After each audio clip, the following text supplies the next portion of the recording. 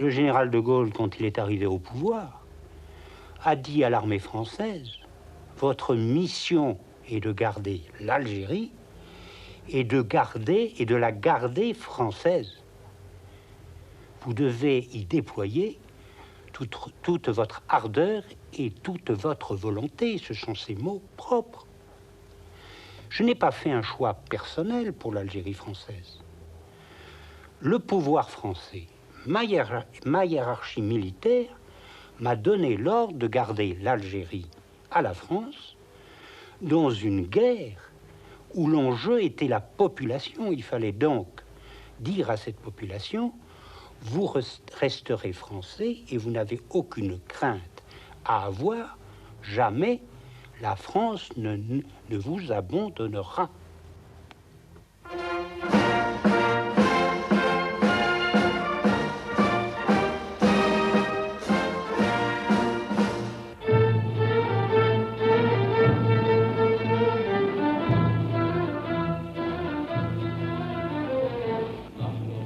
الجزائر نحن للمجد بلاد نحن آمل الجزائر في الليالي الحالكات نحن طلاب الجزائر نحن للمجد بلاد نحن آمل الجزائر في الليالي الحالكات كم غرقنا في دماء واحترقنا في حماها وعبقنا في سماء في عبير المهاجات نحن طلاب الجزائر نحن للمجد بلاد. As the Algerian War neared the end of its 5th year, President de Gaulle knew only too well that his army held the key to any political as well as military solution. That August of 1959, he visited Algeria to show himself to the people and to solicit opinions among his senior officers.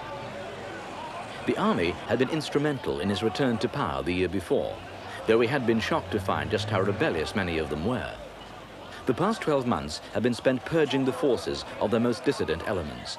But clearly, there was a limit to how far such correction could go in the middle of a war. The recent military successes had raised the army's morale, though they owed much to the Arki units, the Muslim contingents fighting on the French side. And this brought a new complication. Many of the European commanders now had such a regard for their Muslim soldiers that they had promised never to abandon them. Some had, of course, given similar undertakings to Vietnamese units during the Indochina conflict and been unable to fulfill them then. The memories of that previous anguish were hardening their determination not to let down their native contingents on this occasion. This was a factor de Gaulle was never to appreciate. He was not all that sympathetic of the European settlers, the Pieds Noirs' plight, either. Et en 1959, je tiens les propos à votre disposition, il m'a tout à fait dit que l'intégration, il la ferait. Il n'a pas du tout dit ce qu'il allait faire. C'est là qu'il m'a dit l'Algérie de papa est morte parce qu'il disait qu'il fallait évoluer, mais il n'a jamais parlé d'indépendance. Et au contraire, quand il a parlé du FLN en disant ils veulent m'imposer de dire et de faire telle chose, mais ça je ne le ferai jamais. Vous pouvez lire les textes de l'époque. Pour la grande masse des Français d'Algérie, il est évident que la politique du général de Gaulle a été ressentie comme une politique d'abandon par rapport aux engagements que le général de Gaulle avait pris lors de ses premières venues en Algérie, notamment en juin 58, lorsqu'il a prononcé le fameux discours de Mostaganem, où il a dit « Vive l'Algérie française ». Et bien entendu, les Français d'Algérie ont été confrontés à des drames de conscience qui se sont exprimés au cours des différentes périodes de révolte de leur part, que ce soit les barricades, le putsch et notamment l'OAS. Cette politique de trahison par rapport aux engagements qui avaient été pris a été ressentie très profondément par les Français d'Algérie qui ont vu que la France métropolitaine ne confirmait pas les engagements qui avaient été pris en 1958 et notamment lors du référendum de septembre 58. De Gaulle was spending more and more time with the Muslims and less with the Europeans during his Algerian visits. Pieds Noirs opinions now counted for little with him, despite their role in his return to power.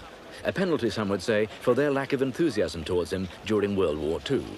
Muslim support he did seek, and after an initial reluctance, they responded. There was a sort of imperceptible exchange of roles where the Pieds Noirs, who had been pro-de Gaulle, became progressively anti-de Gaulle, and the Muslims, who had feared his return because he was brought back by the thing, turned to him, and he became their hope. And that was something that as a reporter you could practically not trace, but it did happen. Il faut comprendre la réaction des Français d'Algérie par rapport à ce principe intangible de pérennité française en Algérie qui s'inscrivait dans le cadre de la Constitution française. Et à partir du moment où une politique du gouvernement français dérogeait à ce droit, et à ce droit imprescriptible, il est évident que ça ne pouvait entraîner qu'un sentiment de révolte de la part des Français d'Algérie.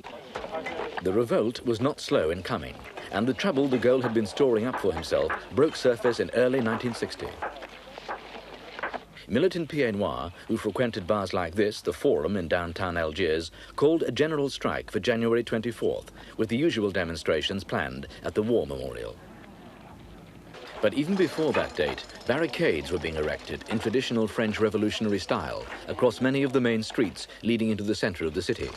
Their purpose was to hinder the expected movement of troops to quell the uprising.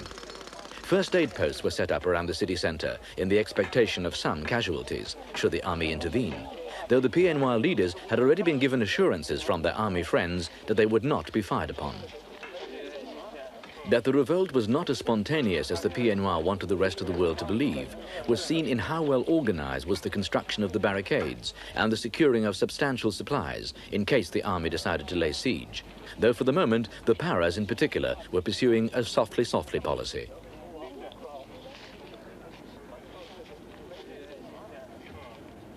Ominous for the future was the appearance on Algiers streets at this time of well-disciplined brown-shirted paramilitary-type forces mingling with pieds noirs youths who were wearing their part-time local militia uniforms. All carried arms, most of them stolen from French army depots.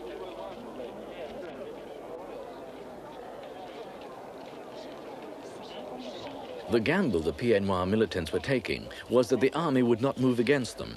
Some hoped, of course, that it would join the revolt, and hence that de Gaulle, with his army's loyalty in question, would see the folly of his ways, withdraw his promises to the Muslims, and settle for a French Algeria.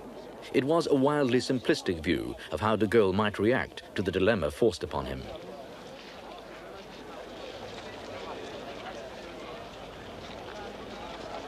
From the newsreel pictures of the time, the revolt would seem to have been largely a picnic, with much fraternization between troops and rebels. That this was not always so was vividly brought home in the funeral of the 14 gendarmes killed during the mass demonstrations at the War Memorial on the day of the general strike, January 24th. The luckless police sent to deal with the mob had been fired on when firmly under the impression that they were being protected by paratroopers. But the soldiers had not even arrived due to skullduggery on the part of their officers who were friendly towards the pieds noirs.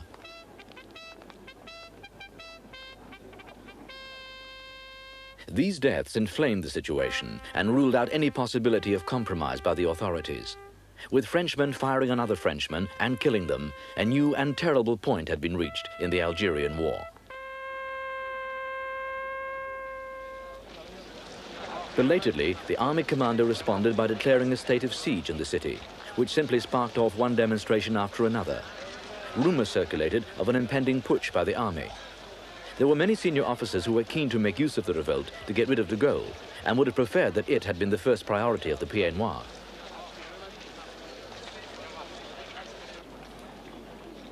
While the unseasonable warm weather lasted, manning the barricades was not much of a chore.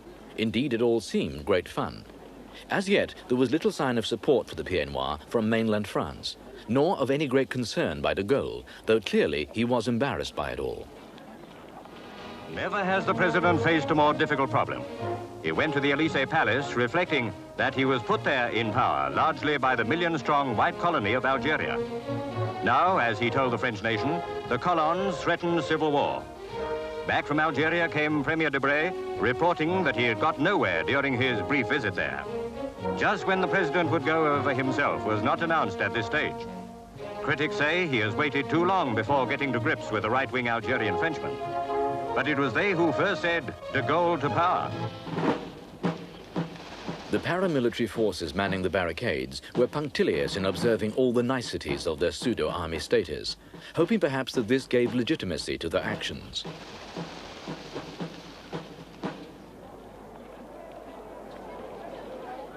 One of the characteristics that distinguished the Pieds Noirs from their compatriots across the Mediterranean was impatience, and this was now to be their undoing. Time was clearly not on their side, however much they tried to make a show of Muslim solidarity by persuading a few to join in their demonstrations. But it was clear to everyone that they were not in the numbers of May 1958. The barricades had been erected in the expectation of action, and they were manned by men who longed for excitement. When nothing happened, they grew restless and took to arguing among themselves what they should do next. The trouble was that nobody had really planned what to do next. They had assumed the army or the government would make all the running. The army by taking over the revolt, as it had done in May 1958, and the government by acceding to their demands over withdrawing self-determination and so on. When the army appeared to have little interest in their coup, and the government simply ignored them, their pride was hurt.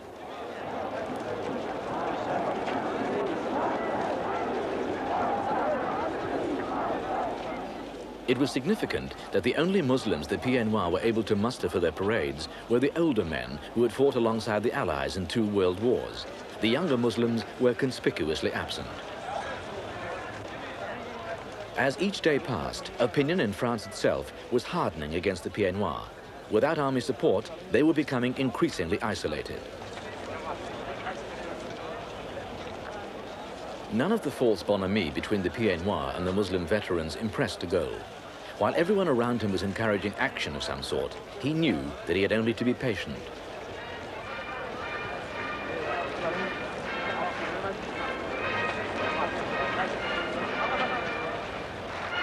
The immediate cause of the rebellion had been de Gaulle's banishment of the ever-loyal General Massou. Massou was one of the few senior officers to have played an important part in the events of May 1958 and to have survived de Gaulle's post-coup purge. He had, of course, been the hero of the Pieds Noirs ever since the Battle of Algiers 2 years before. Indiscreet to a West German journalist, who happened also to be an ex-paratrooper, his criticisms of de Gaulle had stung the president into suspending him. The militants among the Pieds Noirs had been looking for an excuse to show their displeasure of de Gaulle ever since his promise the previous September of self-determination for the people of Algeria.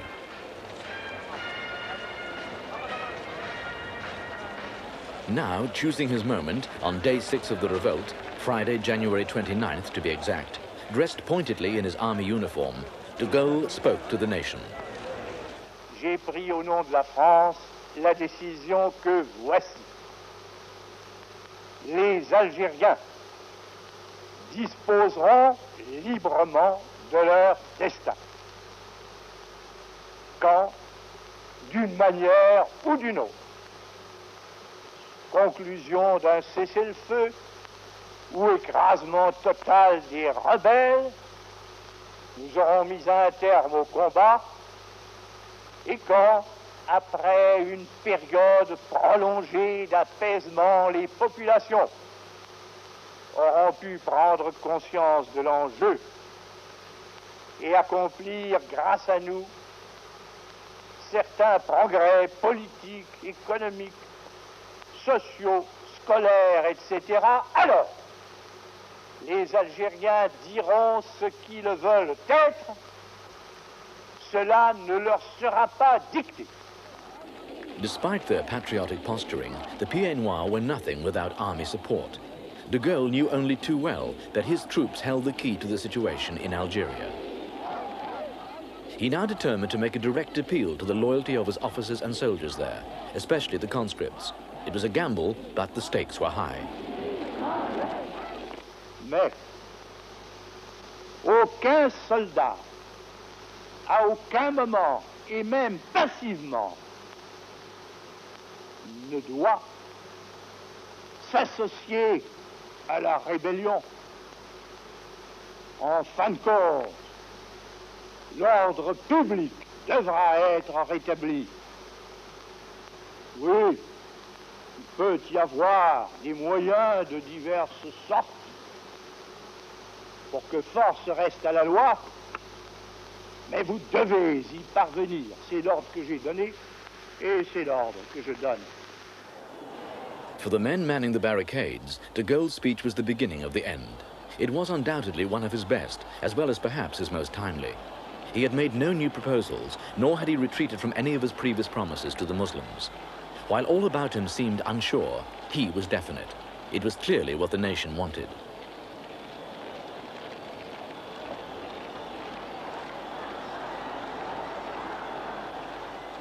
The Paras promptly stopped fraternizing with the rebels. Straight away, more soldiers appeared on the streets. The militias manning the barricades started slipping away in droves. Those diehards who remained vented their frustration in violent clashes with the police and the troops, whose officers, after flirting with possible rebellion, now ordered them to quash the revolt with all due speed.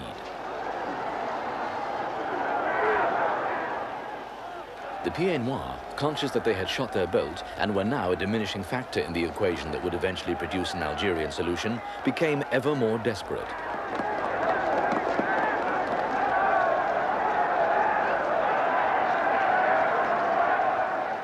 As Frenchmen fought Frenchmen with fists and elbows and shoulders and sticks, in some of the ugliest struggles the Algiers police had so far had to cope with, the Muslims, who by and large had kept their distance during the days of the barricades, now merely looked on, amused perhaps that it was no longer just the FLN, the Front de Libération Nationale, who were the rebels.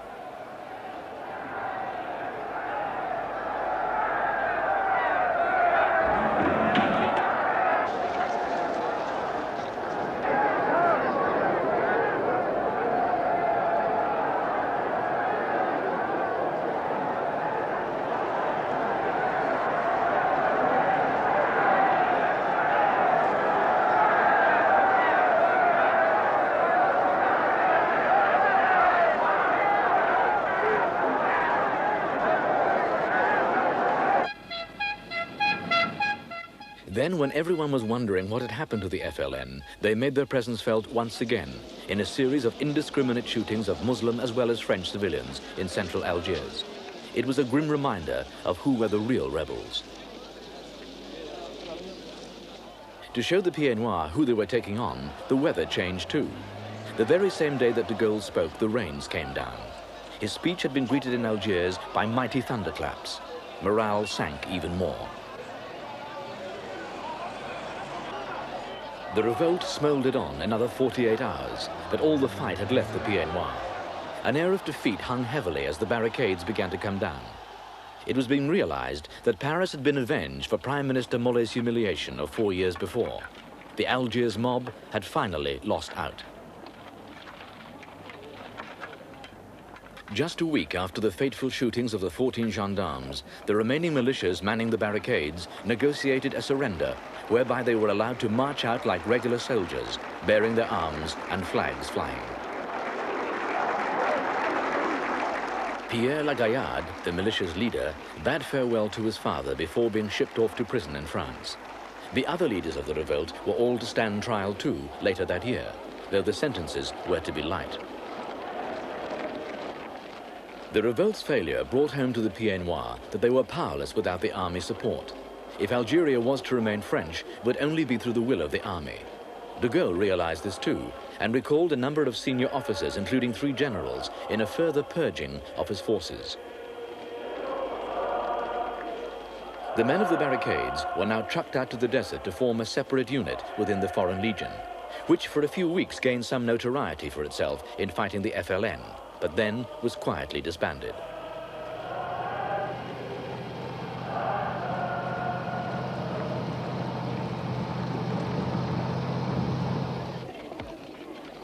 Bulldozers were commandeered by the army to clear away the barricades, and on the surface, life in Algiers appeared to get back to normal fairly quickly. But it was deceptive, for it could never now return to the status quo. A turning point had been reached and passed in the fortunes of the European settlers there, though at the time few realized this, since most were concerned in recrimination. They were curiously politically naive. They were convinced that somehow life can continue. They'd been untouched by what had been happening in the rest of the Third World, the whole movement towards decolonization, and basking a kind of false paradise. They were totally without good political leadership. They never had anybody who was worth his salt. those people who claimed to talk for them, the big families, the newspaper owners, basically were people without much political insight. So as a result, they lost control, and the French army basically was calling the shots. And the French army had interest in keeping Algeria French, but also had very many other kinds of interests, such as power in France. And until it was very late in the day, the Europeans never really understood that.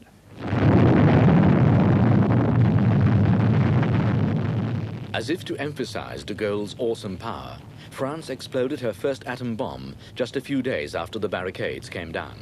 The shock waves were felt in Algiers. Eh bien, plus les années passaient, plus de Gaulle avait la conviction que l'avenir de la France n'était pas dans le maintien de la colonisation en Algérie ou ailleurs. Il était convaincu que la France devait se moderniser, devait s'industrialiser, qu'elle devait avoir le regard tourné vers l'avenir et pas vers le maintien de conquêtes du passé qui lui coûtaient cher en hommes et en argent. Et de plus en plus, on a senti, quand on le voyait en privé, mais également quand on entendait ses discours, qu'il souhaitait approcher de la fin du problème algérien. Oil was the most dramatic example of what de Gaulle was on about. It had been discovered in Algeria just after the rebellion began, and the first commercial amounts of it flowed France's way a few weeks before de Gaulle returned to power. At that time, French experts were convinced that they had on their hands a bonanza every bit as big as that enjoyed by the sheikhs of the Persian Gulf. That was to prove an exaggeration, but the possibility of it being perhaps true was to color Paris's attitude towards Algeria and give the colons and the pieds noirs an additional argument for staying where they were. For a while, the army was convinced that the anti-colonial lobby at the UN was in the pay of the United States oil companies, who were jealous of France's newfound energy. As a result, would-be officers were for a time taught a course in American imperialism. The possession of oil in the mid-20th century, like in a previous age the possession of gold, gave a nation a certain frisson, as de Gaulle recognized. He was very conscious of France's international standing, which is why he made such a fuss of the Soviet leader Khrushchev's visit in March 1960.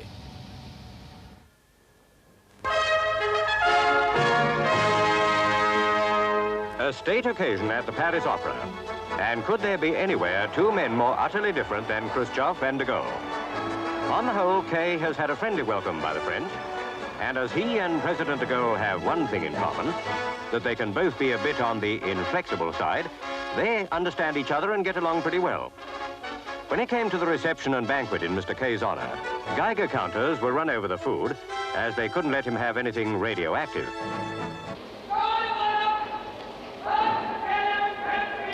Of the many state visits de Gaulle made at this time, that to Britain was perhaps the most poignant.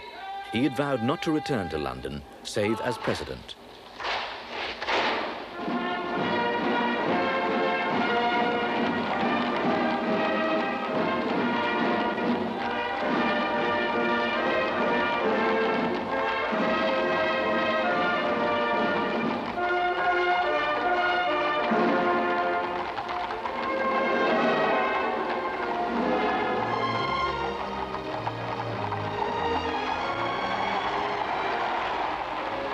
Watchers in the front row saw that the visitor was deeply moved.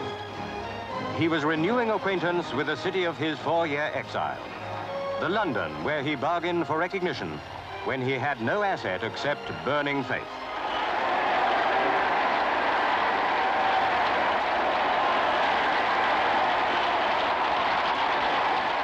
Into Buckingham Palace, a state visitor drove President de Gaulle. He went on to similar acclaim in Canada and the United States. A colossus on the international scene because of his World War II record, France's standing rose with him. But his worries about his army in Algeria never left him, no matter where he was. General Charles, his commander there, had achieved military success in a series of brilliant maneuvers during the past year. But de Gaulle never forgave him for the army's ambivalence in the early days of Barricades Week. He had already got rid of many of the dissident colonels and generals and was determined to replace Charles too. Charles knew this, but requested more time to achieve the full and final victory over the FLN he had planned for that summer. But de Gaulle was no longer interested in full and final victories. It was a political, not a military solution he now sought in Algeria, and a disloyal army endangered his moves towards that. Charles was recalled home in April 1960. The manner of the sacking was not one of de Gaulle's most brilliant maneuvers, especially in view of Charles' popularity within the army. As in the case of Salon, the snub was to turn into something worse, but de Gaulle was impatient to end the war. Ah, je n'ai jamais cru que je pourrais, d'un instant à l'autre, trancher ce problème posé depuis 130 ans. Mais je crois que jamais on a été plus près d'aboutir à une solution réelle. Le 16 septembre a été ouverte la route droite et claire qui doit mener l'Algérie vers la paix. Le gouvernement a adopté, le Parlement a approuvé cette décision de la France. Il est vrai que ceux qui s'acharnent à poursuivre une lutte fratricide peuvent provoquer encore des accrochages et des attentats. Mais c'est un fait qu'il tombe chaque jour 4 fois moins d'hommes qu'auparavant. Surtout, il n'est contesté désormais nulle part que l'autodétermination des Algériens quant à leur destin soit la seule issue possible de ce drame complexe et douloureux. Je me tourne vers les dirigeants de l'insurrection. Je leur déclare que nous les attendons ici pour trouver avec eux une fin honorable aux combats qui se traînent encore. Désireux de mettre fin au conflit et de régler définitivement le problème, le gouvernement provisoire de la République algérienne décide d'envoyer une délégation présidée par Ferhat Abbas pour rencontrer le général de Gaulle. At long last, de Gaulle had a positive response from the FLN, and there appeared to be movement towards a political solution. When news of negotiations reached Algiers, the PNY militants once more took to the streets. Their desperation showed in their violence.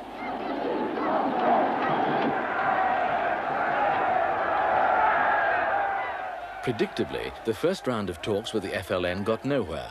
After all the bitternesses of 6 years of war, peace was clearly not going to be achieved so easily. De Gaulle had set great store on these negotiations, and their breakdown was a blow to him, which presumably was some satisfaction to the rioting PNY. The main actor of the Algerian War was General de Gaulle himself. And it's impossible for anyone who has lived through that period not to memorize those images of this extraordinarily tall, large, lumbering, blundering, half-blind person, completely oblivious of his surroundings, saying rather admirable things at one time, singing the Marseillaise all on his own when the Pieds-Noirs refused to join in after he'd made an announcement about self-determination for Algeria. With de Gaulle in December 1960 was General Bouilly.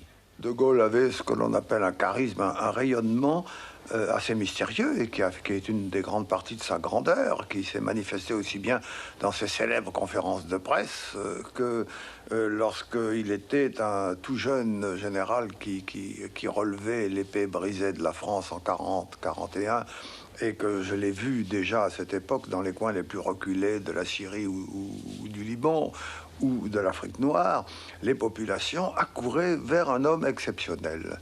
Et en Algérie, c'était pareil. Auprès de la population, je l'ai reçu une fois dans un coin que nous venions à peine de pacifier. Je me le suis beaucoup reproché, et je me reproche d'employer le mot pacifier qui ne veut rien dire, dans un coin qu'on avait tranquillisé, là. Et on a vu toute la montagne se couvrir de chenilles, de bourricots, d'hommes, de femmes, de vieillards. Tout le monde voulait avoir vu de Gaulle. Tout le monde on aurait pu l'assassiner de la façon la plus banale du monde et la plus simple, mais on voulait le toucher, on voulait le voir. Assassination was no idle threat, as his government delegate in Algeria, Jean Morin, recalls. Une bombe a éclaté à Tizi Ouzou quelques minutes avant l'arrivée du général de Gaulle, à l'endroit même où il devait se trouver. Ce qu'on sait, c'est que toute la journée du samedi 10 décembre, il a été indiqué de Paris par un certain nombre d'ambassades, notamment par l'ambassade d'Israël, qu'un attentat devait être dirigé contre le général de Gaulle à l'entrée d'Orléansville. It turned out that at least 4 attempts were planned on his life during that particular visit. He had come to solicit support for his self-determination proposal, which was being put to a national referendum in early January 1961. It was a disastrous visit, and the last time he set foot in Algeria. The holding of the referendum was a red rag to the Pieds Noirs bull. They were determined to demonstrate to de Gaulle their utter disgust of his Algerian policy, which to them represented a turnaround since his apparent original declaration in favor of a French Algeria. But their demonstrations were to be in vain. De Gaulle never set foot in Algiers. Pieds Noirs opinion now counted for nothing with him. He was interested only in carrying along the army and the Muslim majority.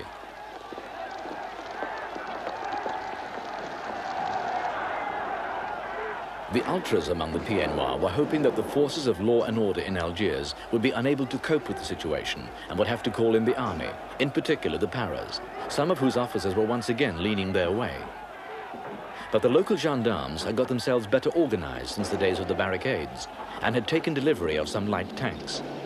Newsreel pictures of their use against fellow Frenchmen made grim viewing and reminded many of Soviet tactics on the streets of Budapest during the Hungarian uprising 4 years before.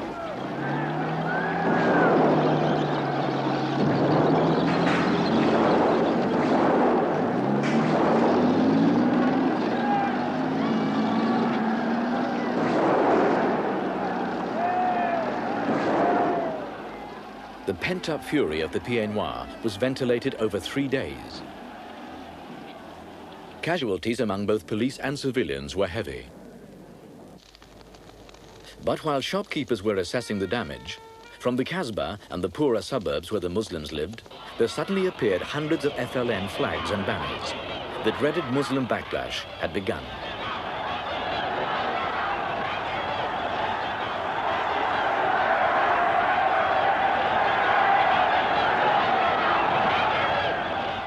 The FLN leaders had been as determined as the Pieds Noirs that de Gaulle's visit to Algeria that December should not be a success.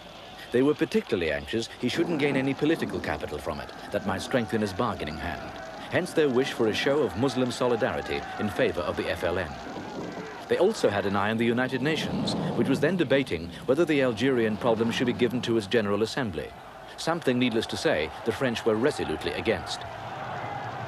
De Gaulle had his critics among his own side. Il y a 2 ans et demi, ce n'est tout de même pas si loin, en mai 1958, nous avons vu d'énormes manifestations à Alger, dans toutes les villes de l'Algérie et même dans les villages. Mais c'était des manifestations pacifiques, des manifestations de foi, de confiance et de fraternité où les musulmans et les Européens, ensemble, acclamaient la France. Voilà qu'aujourd'hui, il y a encore des manifestations, mais elles sont d'un genre tout à fait différent. Les 2 communautés s'affrontent, s'opposent, et bien entendu, les agents provocateurs du terrorisme peuvent trouver là l'occasion, ce qu'ils ont fait, hélas, de déclencher des heurts et de faire couler le sang. Pour tous ceux qui, comme moi, aiment profondément l'Algérie, c'est là un drame absolument déchirant. Mais je pense qu'il faut en tirer les conclusions et se rendre compte que si nous en sommes arrivés là, c'est parce que, après les promesses qui ont été faites en 1958, après l'annonce d'une politique qui avait réussi à faire l'unité de toutes les masses de la population algérienne, le fait que cette politique ait été abandonnée et que ses promesses n'aient pas été tenues nous a conduit au résultat que nous voyons. The ultras now gave up their own rioting and turned their attentions to the Muslims, as did the authorities too. The confrontations were to be bloody. 120 was the official death toll, all Muslims except 8. For the first time in 3 years, the Muslim quarters of Algiers became no-go areas to Europeans, except troops and police, who were in any case reluctant now to penetrate.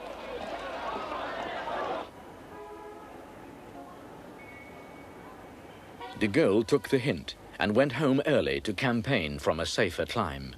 La solution, conforme au bon sens, à la justice, au génie de la France, est proposée à la décision du pays. Y répondre par la négative,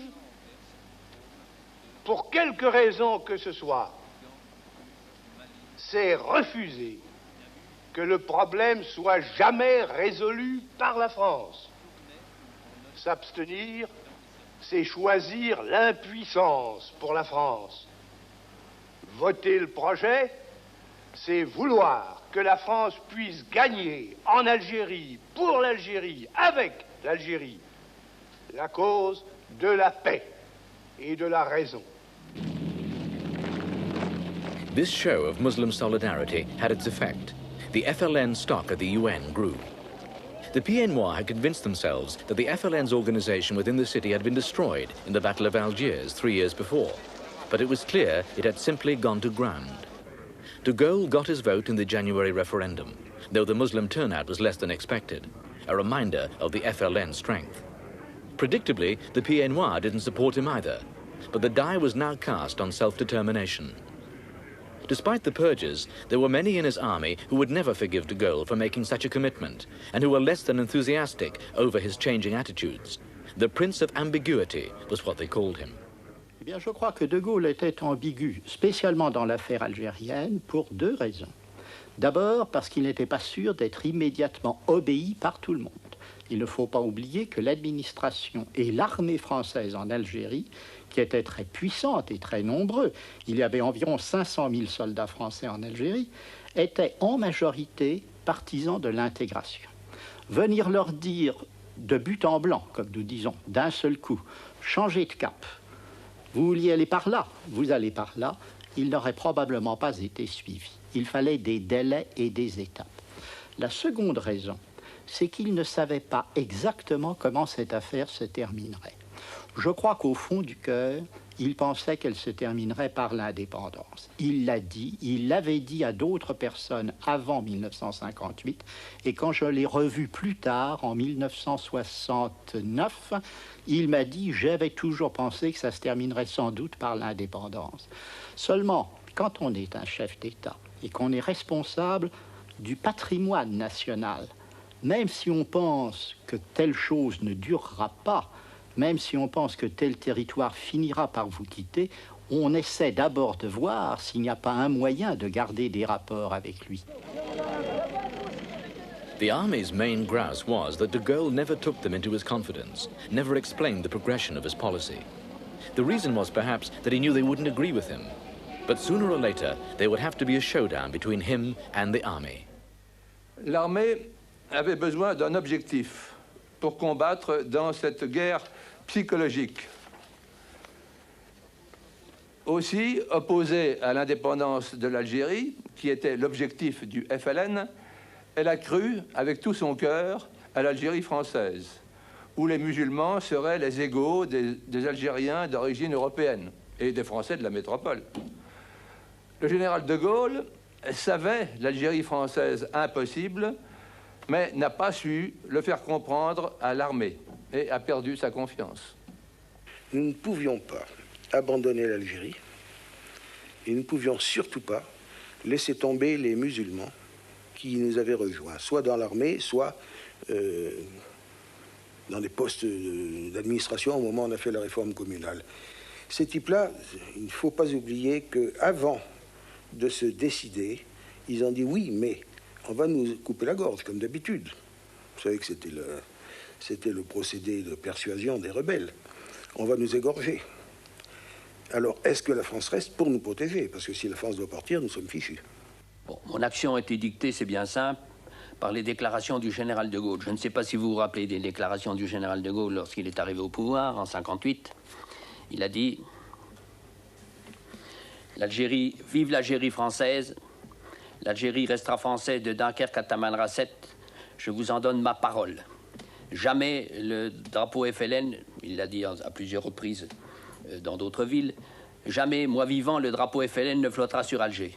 Bon, il a fait une vingtaine de déclarations de cette sorte. Je mets l'armée est garante de l'exécution de ses promesses. Par conséquent, je n'ai fait qu'essayer de tenir les promesses du général de Gaulle. Il savait que si la France perdait l'Afrique, eh bien, c'était ce qu'il restait de la puissance française qui serait mis en cause. Et il faut savoir que la très grande majorité des officiers français étaient légalistes et que les 4 généraux du putsch étaient des hommes qui ont eu le même problème que le général de Gaulle en 1940. En 1940, le général de Gaulle a considéré que s'il ne se mettait pas en rébellion contre le gouvernement légal français, la France était perdue. Les généraux du putsch ont eu le même sentiment, et c'est ce sentiment qui a poussé les officiers français, et les parachutistes en particulier, à entrer dans la rébellion. The really good soldiers, professional soldiers, had all fought in Indochina. They saw Algeria as another Indochina that mustn't happen, and therefore this was the place where you had to stand and do anything, literally anything, in order to win there. The literally anything happened on April the 22nd, when Generals Schall, Salon, Zeller and Jouot, with the help of some colonels and the connivance of many more, plus a few regiments of paratroops and legionnaires, took over in Algiers.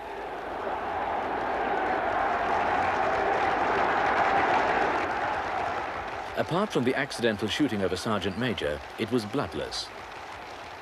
Their aim, they said, was to save Algeria for France. Matters had come to a head in late March with the announcement that negotiations with the FLN were to begin in the near future, precisely what de Gaulle had earlier assured his generals would never happen. Meanwhile, a unilateral truce was being observed by the French army, which meant that they had stopped firing on the FLN, though the FLN had not yet agreed to stop firing on them. The news had prompted a wave of desertions among the Muslims fighting for France, who had played such a significant part in the victories under Schall. There had been talk of army coups ever since Barricades Week, and especially during de Gaulle's disastrous December visit. It was surprising that Paris had not sought to prevent the putsch happening, almost as if it welcomed the showdown. De Gaulle, for one, was ready to take up the cudgel in his usual inimitable style. Un pouvoir insurrectionnel s'est établi en Algérie par un prononciamento militaire. Ce pouvoir a une apparence, un carteron de généraux en retraite. Il a une réalité, un groupe d'officiers partisans, ambitieux et fanatiques. The general's words were immediately punctuated by a series of bomb incidents in Paris, at a railway station, the main airport, and so on, a reminder of the long arm of the Algerian War. Once again, there were rumors of impending invasion that prompted a warning from Prime Minister de Bray. Des renseignements nombreux, précis et concordants permettent au gouvernement de penser que les auteurs du coup d'État d'Alger envisagent à très brève échéance une action de surprise et de force sur la métropole, et en particulier sur la région parisienne. Old Sherman tanks, dating back to the Second World War, were trundled out in front of the main public buildings, like the National Assembly and the President's Palace, as evidence that the government took seriously the threat of invasion by paratroops from Algeria. Many of them broke down, however, and had to be hauled into position, something the newsreel cameraman tactfully missed. The police presence in Paris increased, partly to reassure the people and partly as a deterrent to anyone tempted to take advantage of the putsch. But it was beginning to dawn on Parisians just how vulnerable they were, with the bulk of the army in Algeria and the best of the weaponry there too. The tank commanders were trying to impress, but their maneuverings only served to indicate how outdated was the equipment to hand.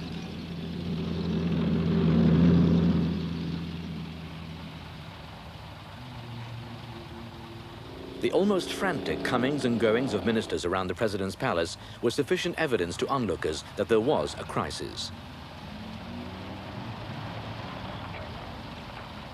All trains and buses into Paris were halted. Cafes kept open, but most cinemas and theaters closed their doors. air traffic was curtailed. Only flights to Switzerland and, surprisingly, Algeria were allowed to leave. Tourists were discouraged. People arriving in the capital were regarded with suspicion.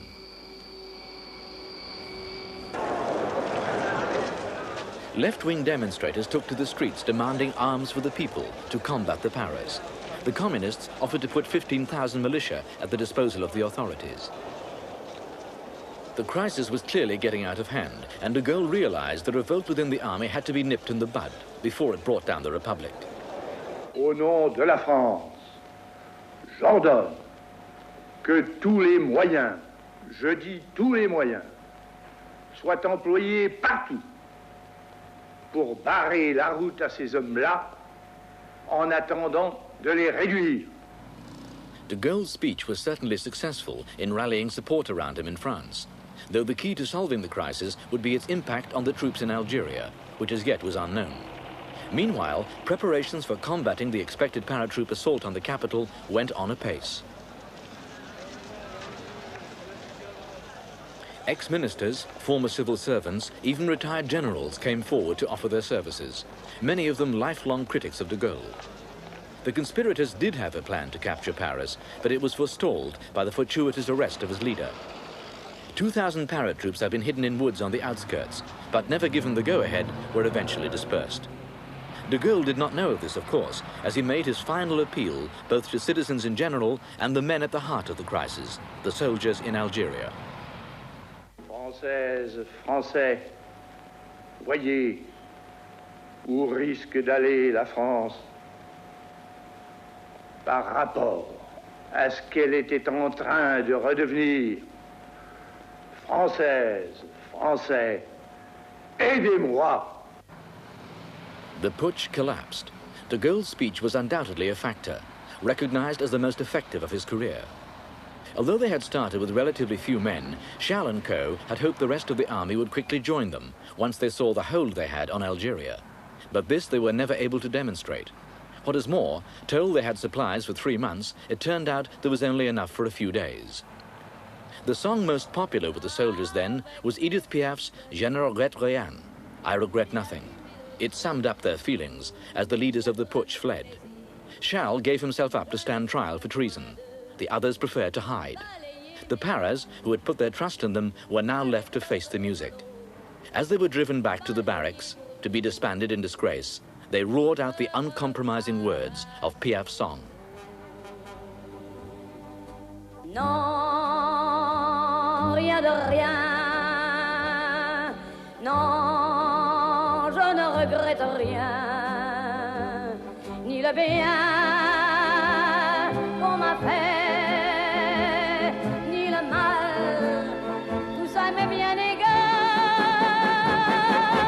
Non, rien de rien.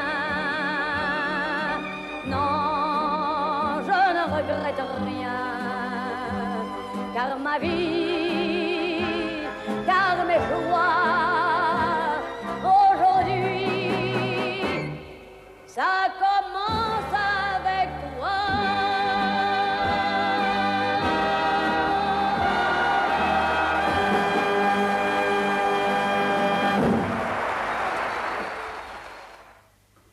I suppose it's the greatest political double-cross ever perpetrated in human history, really, isn't it? I mean, he got into office on his famous prophet promise, Je vous ai compris, and he had.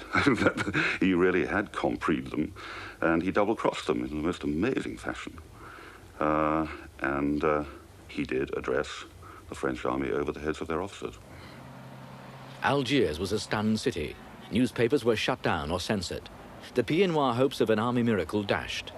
De Gaulle had once again proved more than a match for them. His appealing to the rank and file over the heads of their officers had been a brilliant move, though it was to create disciplinary problems within the army for months to come. Meanwhile, curfew reigned, this time on Europeans as well as Muslims. A terrible witch hunt followed in the army that well-nigh crippled it. Privates denounced their officers, captains their colonels. 15,000 were said to be implicated. By the end of the month, 5 generals and more than 200 senior officers were facing courts-martial. Although the French newsreel cameraman tried desperately to prove that normalcy had returned to Algiers, it was clear that with the Pied Noir removed as a political factor since the failure of Barricades Week, and now the army in such disarray following the putsch, a power vacuum had arisen. Just when many were wondering what might fill it, a new set of initials began appearing around Algiers. OAS, Organisation Armée Secrète. There had been rumors of its formation for weeks. Its leaders were said to number some of the most militant among the Pied Noir, and now they had been joined by those army officers who had gone to ground after the putsch. Of all the graffiti that the Algerian War spawned, these three initials were the most sinister. Even today, they evoke feelings of dread and fear. De Gaulle had been working his political magic non-stop since his return to power 3 years before. But, weary as everyone was of it, the Algerian War was not yet over. What was worse, it was about to enter its bloodiest and most nauseating phase.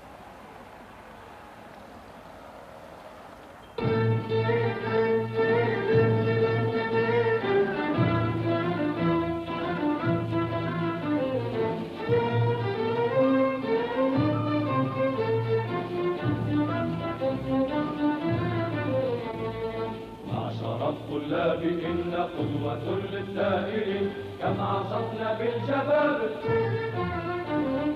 سل شعوب الأرض عنا كم صنعنا الظالمين واحتكمنا في المصائب نحن بلغنا الرسالة نحن صدرنا العدالة نحن حطمنا الجهالة واستطعنا الظلمات نحن بلغنا الرسالة نحن صدرنا العدالة نحن حطمنا الجهالة واستطعنا الظلمات نحن طلاب الجزائر نحن للمجد هنا كم غرقنا في دماء واحترمنا في حماها وعبدنا في سماها في عبير المهجات نحن طلاب الجزائر نحن للمجد هنا